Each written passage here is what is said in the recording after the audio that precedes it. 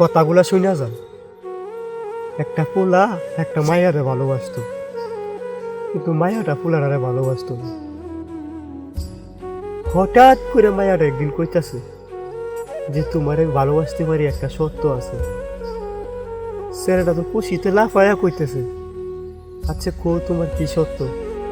তোমার লাগে আমি জানটাও দিতে পারি, পৃথিবীর যে কোনো জিনিস কইবা আমি তোমার আইনা দিই। তখনই মায়ারা কইতাছে, তুমি যদি তোমার মার কলিজাটা আমার আইনা দিতে পারো তাহলে আমি তোমারে ভালোবাসবো। ছেলেটা দৌড়াইতে দৌড়াইতে তার মার কাছে গেছে, গিয়া কইতাছে, মা আমি একটা মায়ারে ভালোবাসতাম। অনি মায়ারা কইছে যদি তোমার কলিজাটা নিয়ে দিতে পারি তাহলে হ্যাঁ আমারে ভালোবাসবো। মা আমি যদি আরে না পাই আমি মরে যাবো।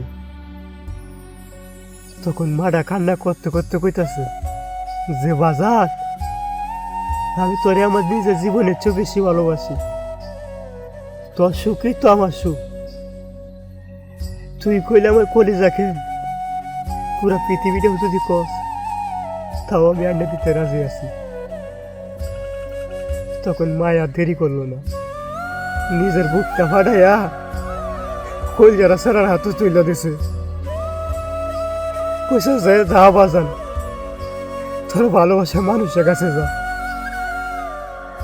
সারারা কলিজারা পাইয়া ধরতে ধরতে যাইতাছে, হঠাৎ করে উষ্টা গায়ে পড়ে গেছে, মার কলিজাটা মাটিতে পড়ে গেছে।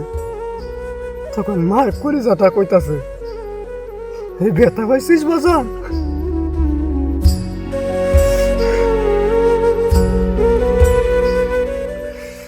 মায়ের মতো আপন এই দুনিয়াতে কেউ হইতে পারে না।